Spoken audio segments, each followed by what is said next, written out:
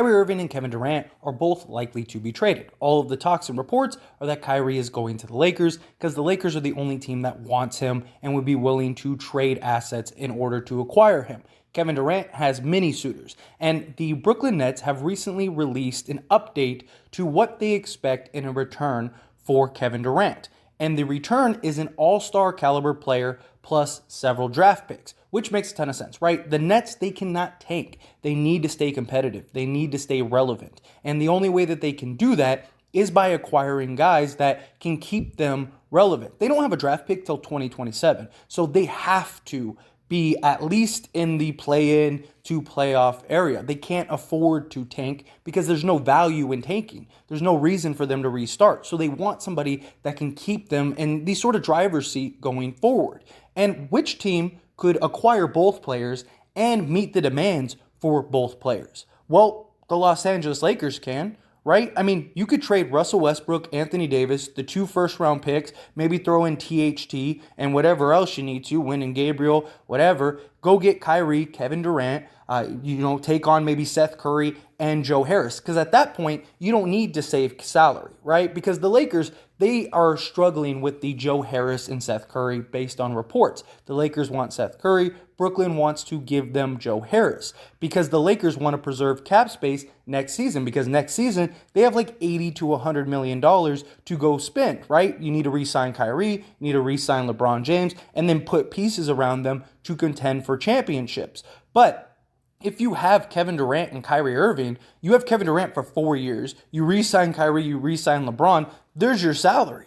Okay, so Joe Harris being on the team isn't as big of a factor. It doesn't affect you as much because you're likely not going to get somebody better than Joe Harris anyway because all you're looking at are like veteran minimums and, taxpayer mid-levels and mid-level exceptions, stuff like that. So this would make all the sense in the world. You meet the Brooklyn Nets asking price. They get Anthony Davis and they get Russell Westbrook to remain competitive this upcoming season, plus all the pieces they already have.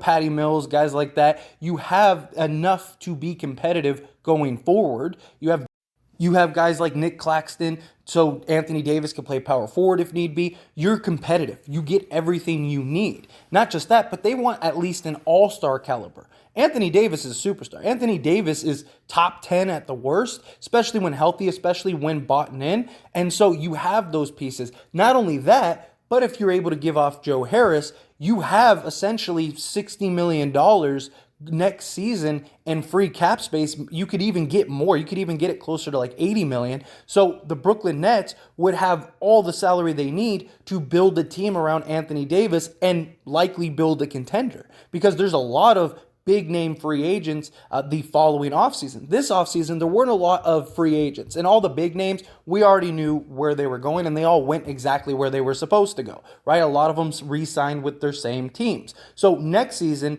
you have an opportunity to, worst case scenario, have Anthony Davis and build a core and build a team around Anthony Davis to continue to be competitive. If, let's say, Westbrook and Anthony Davis actually is a great duo, because now you don't have LeBron who needs the ball and stuff like that, and so Westbrook can just be Westbrook.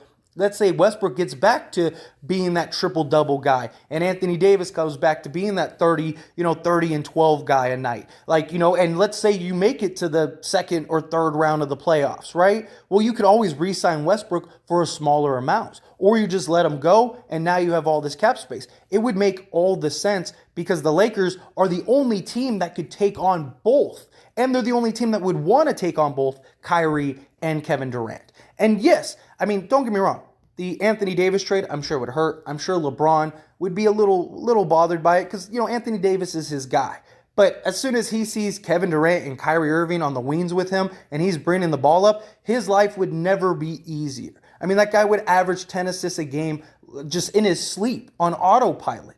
He wouldn't have to do as much as he does now. He doesn't have to be a major scorer. He doesn't have to do everything like he currently does with the Lakers. You have Kevin Durant and Kyrie Irving to handle all the scoring loads. You just basically get to be Magic, right? Just passing, LeBron's going to get 20 points a game easily just because he's so skilled and so smart and he's developed such a great shot. He's going to get his 20. So you don't have to worry about that. But you kind of just are the facilitator. You let Kyrie and you let Kevin Durant get theirs and then you just kind of trickle in when you need be. Like when they're on the bench resting, you're going and getting your points, stuff like that. And Westbrook, I mean, they're likely going to trade Westbrook for Kyrie regardless. All you're doing is just you're swapping Kevin Durant and your draft picks, which at that point are irrelevant. You have this team for 4 years. Right? And then all the money, they likely retire, money's off the books, and you could just go re-up, go get some new stars, go get some new players. So those draft picks are completely irrelevant. They have no bearing anymore. If you get Kevin Durant, Kyrie Irving,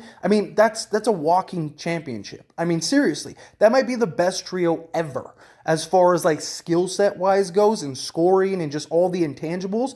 And so you're basically guaranteeing at least a championship or two. I don't know if they'd win all 4 years. I wouldn't be shocked at all. But if we're being realistic, I mean, LeBron's getting up there in age. Who knows how he'll develop.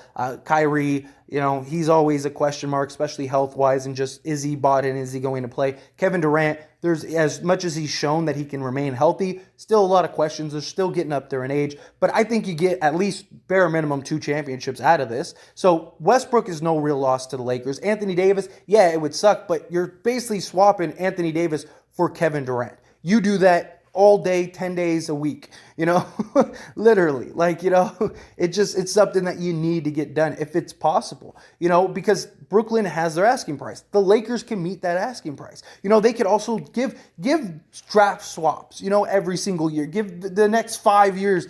Here, you can have 5 draft swaps, and you can have, all of our first round draft picks, and, here's THT, a young guy that you can develop and, build up. Here's, Win and Gabriel, another young guy that could play multiple positions that you can build up. Like, whatever you have to do to get it done, you do it. Now, I'm not saying that this offer is on the table, but it is something that has been reported for some time. It's something that they've talked about and speculated, and even Brian Windhorst came out and said, they are a real landing spot. They're a real possible destination for both guys. There was also a report last night that Kyrie and Kevin Durant are supposed to sit down and have a conversation about their future. It's possible they could sit down and say, hey, we want to, go and play together somewhere else. Well, where can we go and play together? The Lakers. And we'd have LeBron James. What's better than that? I mean, seriously. It would just be a win-win for all parties. The Nets, they get to stay relevant. They get to compete and still be a solid team. I mean, Westbrook and Anthony Davis are an easy playoff team if healthy for this upcoming season, right? They're going to make the playoffs. So that's what you at least need. And then, depending on how good they are and how healthy they are, I could see them beating some of the teams in the Eastern Conference. Especially with the rest of the role players and talent that they have around, they have a squad already.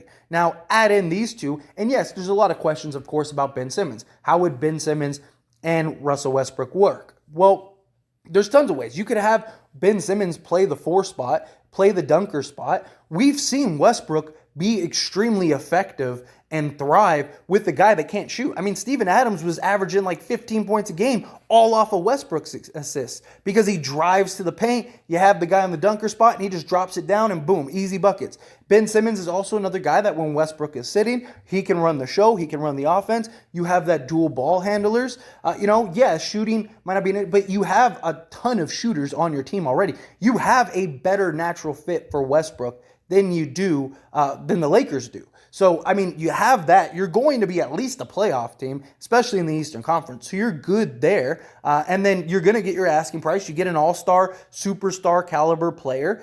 You get Westbrook, who is an expiring contract, so you get all that free money after this season. You run it for a year, and then you rebuild, you retool. It puts them in a great position. And for the Lakers, you're an instant contender. You're the best team in the league. So why wouldn't the Lakers do that? I just think however you shake it, I think these 3 could be a real possibility. I'm not saying it will happen. I'm not saying anything. I'm just saying that it's thrown out there for a reason. Usually where there's smoke, there's fire. And it makes a lot of sense. The Lakers are one of the few teams that can meet the asking price for both players and are willing to take both players. I just think if you're the Lakers, if you can make this happen, you do it immediately. But as always, this is a discussion, so I want to hear from you. Let me know your thoughts and opinions down in the comment section below. What do you think? Do you think, if you're the Lakers, you do this? AD, Westbrook, the draft picks, draft swaps, whatever you need. You do it, you get it done. You go put this team together. If Kyrie, LeBron, and Kevin Durant, you're winning championships. You're the best team in the league. As long as you're healthy, you're winning championships, right? Or do you think the other way? Like, no, you keep Anthony Davis, he's the mismatch. Go get Kyrie, and Kyrie, LeBron, and Anthony Davis are arguably just as good, and you don't have to give up as many assets. The way I look at it is just like, if you can do this,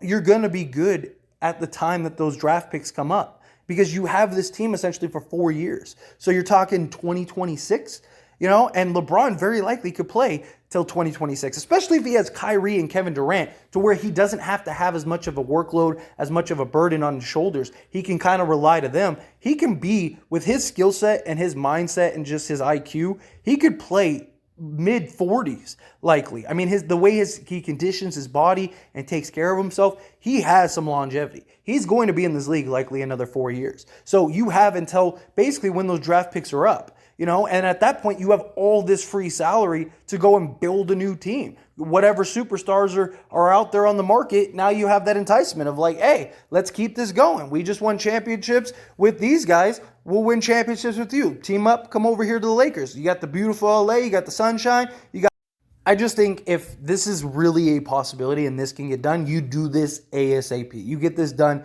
this time last week. You do whatever you have to. You do whatever it takes. But that's my opinion, and I'd absolutely love to hear yours. So let me know, again, down in the comment section below. That being said, hit that like button. Helps me out a lot. Lets me know you enjoy these types of videos, and I truly appreciate it. If you're not subscribed to the channel, hit that subscribe button, followed by the bell notification. Stay up to date with all things sports. Join this wonderful community and all of our discussions. I'll see you all in the next one. Thank you.